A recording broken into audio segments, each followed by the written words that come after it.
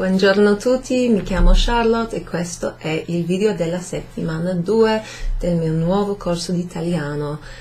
So my new course is called Italian for Improvers and it's an 8-week course taking place in Chepstow in the spring of 2019. So welcome, thanks for joining.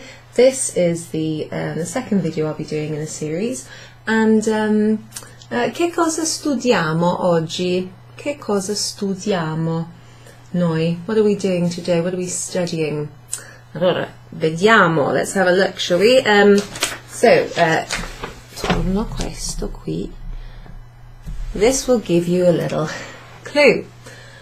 Dunque, questi sono tutti I participi passati irregolari in italiano. It's a long mouthful, isn't it? So, what are they? They are past participles. Yeah, we've seen a few of those, haven't we? Now, these are actually participi passati irregolari, so irregular past participles. Just some examples of ones that have already been included in my handout. So these here you should see or find somewhere on the handout from week 1, and these you will find on the handout from week 2. So let's have a look at what they are. We've got aperto. I'll say them and I'd like you to repeat them, please. Ripetete per favore. Aperto, aperto, letto, preso, scritto, visto, venuto. That's a little odd in this list, but we'll come back to why that is. Maybe you already know why. Fatto, spento, chiesto, detto, vinto, acceso. Now I think what I will do is I will zoom in a little bit and hopefully not lose any of these. We'll just play around a little bit with this. Okay, so each of these you will have seen or you can find on the handout from the last 2 weeks. So they're very common, which is why I've put them in there. Most of them come from ERE verbs. Not all of them, some of them don't. We're going to look at the infinitive forms of the verbs that they're from. So do you recognise any of these? If so, what do they mean? So any of these irregular past participles, basically they don't follow the normal rules. So if you remember from last week, we looked at, in fact I've got some here, let me just show you this part, if you can see this when I zoom in. Ecco, guardate questo. Qui, parlare is an ARE verb, and the past participle is parlato. Ripetere is an ERE verb, and the past participle is ripetuto. Capire is an IRE verb, and the past participle is capito. Okay, so are, ato, ire, ito, ere normally goes to uto. That's for regular past participles, okay? But these are irregular. So let's have a look at some that you probably recognise. If I were to say ho scritto, I have written, ho scritto. So here we've got scritto, that comes from the verb scrivere. See? Ho scritto. Per esempio, ho scritto, what did I write? Una email. Okay? This is true, I've written loads of these today. Ho scritto una email. An email. I have written, I wrote an email. Remember that this passato prossimo, avere in the present tense, plus a past participle is called the passato prossimo in Italian, and that's how we, it's the equivalent of 2 tenses in English, both of which are used to form the past. So it can either mean I wrote an email, or a little bit more similarly in structure to the Italian, I have written an email. Okay, so ho scritto, I have written. Ho spento la luce. Ho spento la luce. La luce, che cos'è? La luce, it's the light. So ho spento you might look at that verb and think, oh, it means to spend, like I've spent some money. Ma no, that's another verb, we'll come on to that. But this comes from the verb spegnere. Spegnere. Sorry if I'm looking over here, it's just to see that you can see my face on the monitor. Ho spento, per esempio, ho spento il forno. Ho spento il forno. Now we had that word in class, il forno. Think of pasta al forno, or any other word to do with food. Al forno is in the oven, so baked or roasted. So, ho spento il forno, I turned off. To turn off something. Okay, so the opposite of to turn off is to turn on. So this comes from the verb accendere. Accendere, it's an ERE verb, and it looks a little bit like the word access when it's in its past participle form. But the whole verb, in fact I'll show you dove. Dove ho scritto verbi infinitivi. Ecco. Okay, so let's have a look at that. Let's turn this a little bit towards the board. Andiamo più vicino così. Sorry if you can't see my face. Not such a bad thing. Accendere. So this is the opposite of spegnere, which is just above. Yeah, let's see if it goes into focus. So spegnere, to turn off, like to switch something off, switch off to have a car, TV, computer, the light, etc.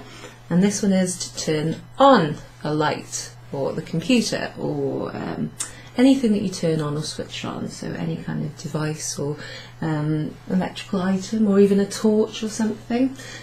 It can also be used, accendere, to mean to ignite. So, for example, you could accendere un fuoco, to light a fire. Accendere una sigaretta, light a cigarette or ignite a cigarette. So, really useful, accendere, spegnere. Do you remember what the past participles were? So, any idea? Spegnere, accendere. Vediamo. Let's have a look what they were.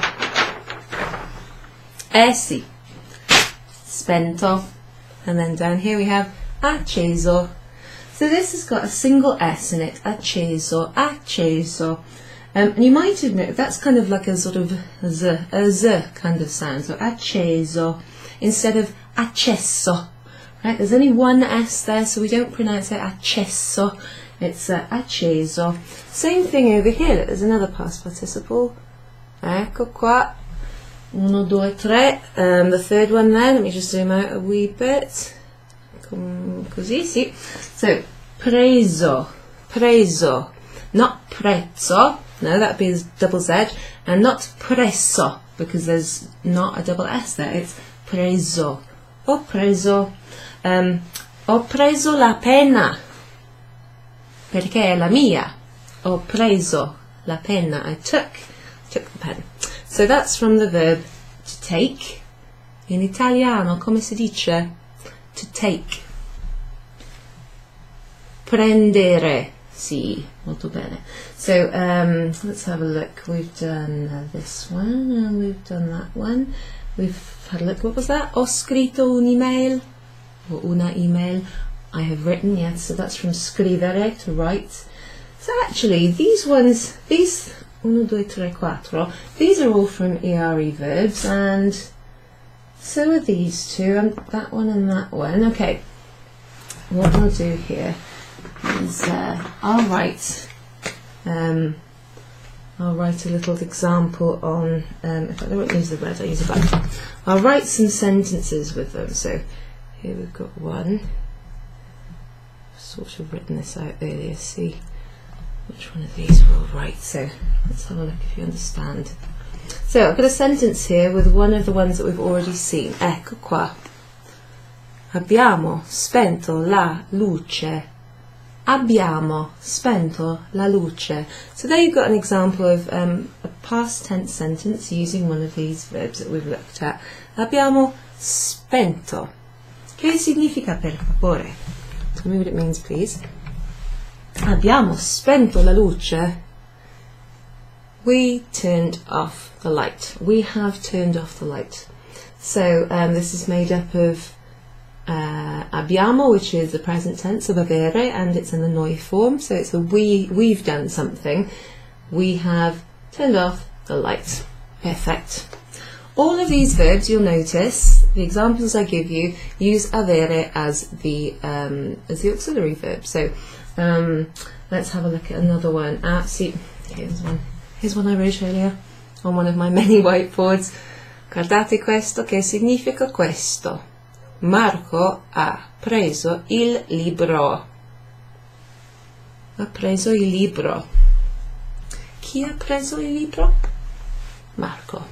So, he has taken or he took the book. Naughty Marco. So with that, we've just got the third person of avere in the present tense. Lui or lei ha, he or she has, plus the past participle of the verb prendere, which is preso. Ho preso la torta. I took the cake. Sì, sì. Ho preso la torta, sì. Mi dispiace. So, yes, I took it. If you have to admit to something you've taken, you can use the verb prendere al passato, prossimo. Okay, let's have a look at another one. Here's one. Quite a useful one. We might hear this in class. I haven't quite finished it off there. Just make sure that I haven't missed out any letters. Sometimes I do that. It's a bit embarrassing. Ho aperto la finestra.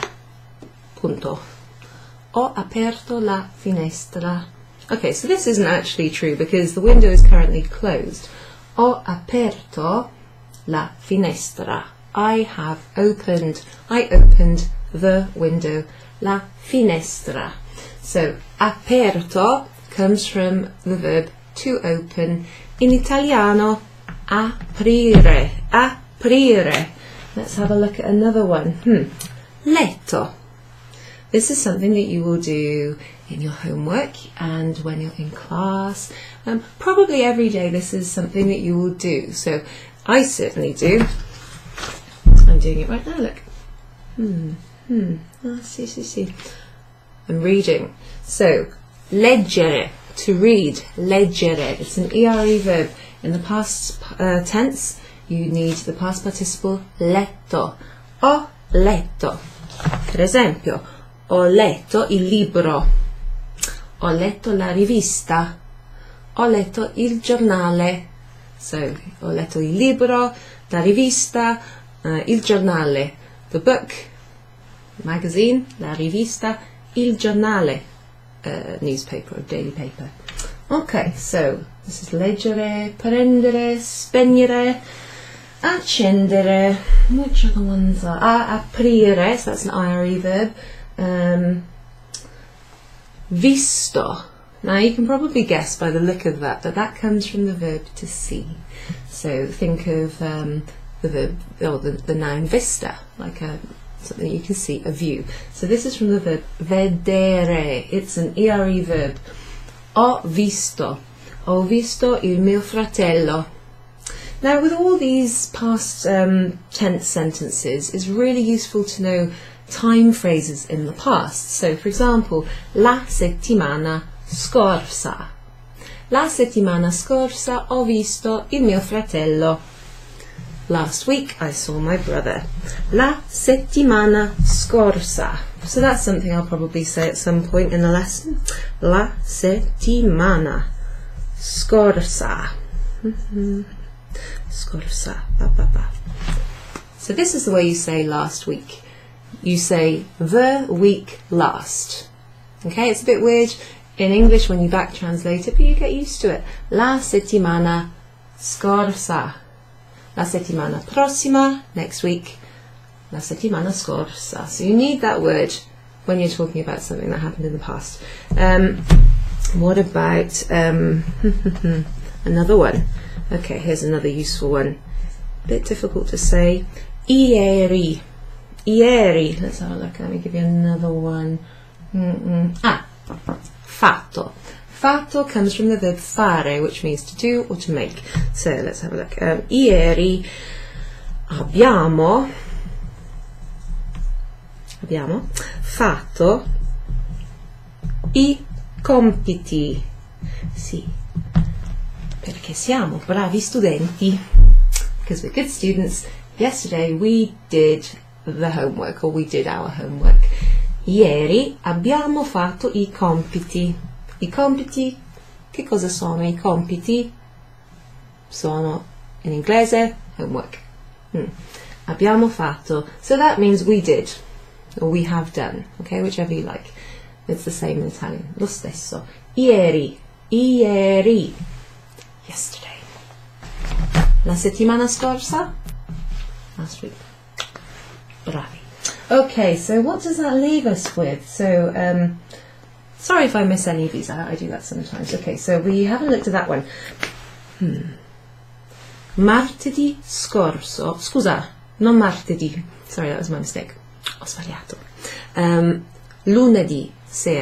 Lunedì scorso abbiamo giocato un gioco. So we played a game. In fact, I've got some parts of the game here. This is the French one, but it's a similar game. So you saw little tiles that look like this, and we basically played a game of dominoes, didn't we? Or you did, where you had to put a question and find the correct answer and keep going, and there's a correct order to put it in. So, in fact, I'm going to send you that game in the complete order so that you can sort of cut it up and practice at home in your own time.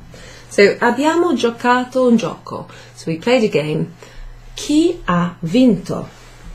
In fact, I've written this down, look. Chi ha vinto il gioco? Who won the game? Do you know what we didn't do? We didn't give our teams names. And then we could have got competitive and played against each other. But I remember the team that won. Chi ha vinto il gioco? Let's say I won. I won. Vinto. That's the bit that means won. So that's the past participle. Vinto. Ho vinto. Sì, ho vinto. Abbiamo vinto noi. Noi abbiamo vinto. We won. Okay? So if you want, you can use the pronoun io or noi for emphasis. So if you want to say we won as opposed to you guys, or I won as opposed to you, you can say ho vinto io, or io ho vinto. Often they put the pronoun at the end of the sentence, which sounds weird to us. I won me, you won you, or they won them. But that's just how it works. So if you hear a preposition, if you hear a pronoun repeated, it's often for emphasis. So abbiamo vinto noi. We have won. Us. Okay? Vinto. But what's the infinitive form of that verb? It's an ERE verb. Vincere. Vincere. So it's quite irregular actually. I'm just going to write that one down to show you. Vincere. To win. Let's go in because you can't see that there, can you not? Vincere. Vincere. It's quite a useful one, that one, especially if you're into sport. Chi ha vinto il calcio? Who won the football, for example? Chi ha vinto il rugby, etc. Okay, so that leaves us with detto and chiesto, and then last one over here, we'll come to that last. Chiesto, chiesto, chiesto. Ho chiesto a qualcuno. I asked, right? To ask. Ho chiesto. Ho chiesto. I asked. From the verb chiedere. Afterwards we're going to see all of these infinitive verbs, okay? That's why I'm not introducing them now, but they're all written on your sheets anyway. Chiedere, to ask. Chiesto, or ho chiesto, I asked. I have asked. Now with this verb, chiedere, in English you ask someone something, okay? In Italian you ask something to someone. So that's a little bit different than in English, but for example, if I wanted to say, I asked, let's think of an Italian name, Stefania. Yeah? I asked Stefania something. Ho chiesto a Stefania. Ho chiesto a Stefania. I asked to Stephanie. So that's a bit strange, but sometimes it's strange for us, very normal for Italian. So if you see this preposition a, it follows certain verbs, and it follows them in any tense. So in the present tense, chiedo a Stefania, I ask to, or you could think of it as asking of someone, asking something, requesting something from someone. Ho chiesto a Stefania. Chiedo a Stefania. So it works, you know, you have to put the a in no matter what the tense. Okay, what does that leave us with? Detto. Yeah, it's a useful one, that. Not to be mixed up with parlato. Parlato is to speak. Ho detto. Ho detto. I said.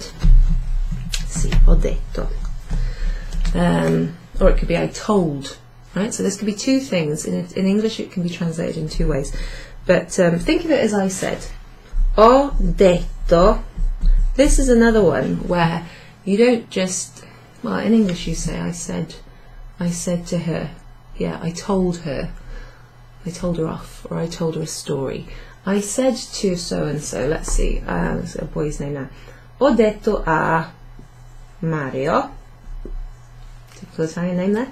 Ho detto a Mario, blah blah blah, whatever your story is. I told him, I don't know, stop doing that, Mario, or do you want to go and eat something together? I said to him, I told something to someone. Okay, so ho detto a Mario. So don't be surprised when you see this a after certain verbs, especially verbs to ask someone or to send something to someone, that kind of thing. So that happens sometimes, and it's to do with transitive and intransitive verbs. Not something to worry about at the moment, but be aware that might crop up. Okay, so lastly, venuto. Da, da, da. Now what's the issue with venuto? Oh, let's go over there. So this is a verb that I've just put in. I put this in on week 1. But first of all, because it's a useful verb, it's from the verb venire, which means to come, as opposed to go, come and go, that kind of thing. So venire. But in the past participle, or in the past participle I should say, venire is venuto. But this verb doesn't take avere. You wouldn't say ho venuto, I came, or I have come here. No, you would have to say sono venuta. Well, I would say sono venuta. So 2 things happen there. 3 actually. This is just an example, as opposed to these where you can use the verb avere, ho letto, ho scritto, ho acceso, ho acceso, ho fatto, etc. This one needs to be sono venuto. Sono venuta, if you're a girl. Then it changes the ending as well as the verb that you use, depending on, you know, whether you're saying we came, they came yesterday, she came last week, whatever. So this one here is a verb that takes essere in the past tense instead of avere. So don't be worried about that. We will come on to that next week. You're going to see some of these ones next week, but for now, just you know, try and take in some of these irregular past participles. Okay, so l'ultima cosa che facciamo, last thing we do,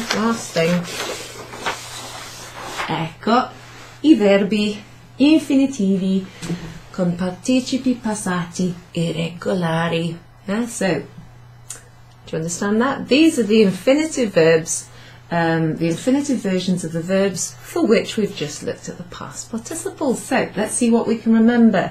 Okay, so aprire, what does it mean? Che significa? To open. And what was the past participle? Aperto. Sì. Remember, you can find these examples on pagina 2 of your week 2 handout. So they're sort of from the middle downwards, okay? Aperto. Così. Sì. Leggere, che significa? To read, yes. And what's the past participle? Letto. Letto. Ho letto il libro. Molto bene. Prendere. Okay, so prendere is to take. And what's the past participle? Come si dice?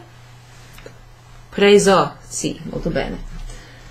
Scrivere. And the past participle is scritto. Sì, ho scritto una email.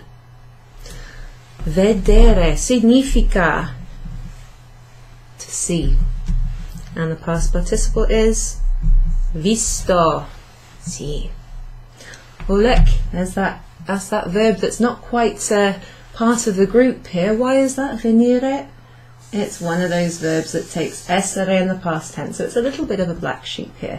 But the past participle is venuto. Venuto. Came. You might see it with an A at the end, or even an I or an E. Venuta, venuti, venute. Don't worry about that for now. Fare. Ooh, did we do this one? Yes. Ho fatto I compiti. Fatto. Ho fatto. I have done or I did. Spegnere. Dopo la lezione, spegnerò la luce. That's the future tense. I will turn off the light. So that means to turn off, and the past participle is spento. Excellent. I feel like there's Dennis, you know, where he's going, and our survey says. Chiedere. This one doesn't really look much like that, so that means to ask, and this is the past participle. Ho chiesto. I asked. I asked to someone. Ho chiesto a Maria. Dire works in a similar way. To say in the past tense. Ho detto. See. This one, remember, is from the verb vincere, to win. Yeah, like, so think of games. Vinto. Vinto. V-I-N-T-O. Vinto is the past participle. And l'ultimo. Okay, so last one here. Accendere, che significa? Okay, so it means to turn on, like a light, or the TV, or it could mean to ignite something. Yeah, to turn on or switch something on. And the past participle is acceso. Okay, well done guys. So what I'm going to do now is I'm going to upload this to YouTube and send you the handouts from this week. So there's the week 2 handout. There's a list of useful verbs which you really need to be familiar with in the present tense. Okay, they'll be helpful for the rest of your life, but they'll certainly be helpful for this class because we'll be looking at them in the past tense. So knowing them or being a little bit familiar with them in the present, it will help. And I'll also send you a copy of the completed Dominoes game so that you can cut it out and you can play it again and practice at home. Grazie mille, ci vediamo la settimana prossima. Buona settimana, ciao!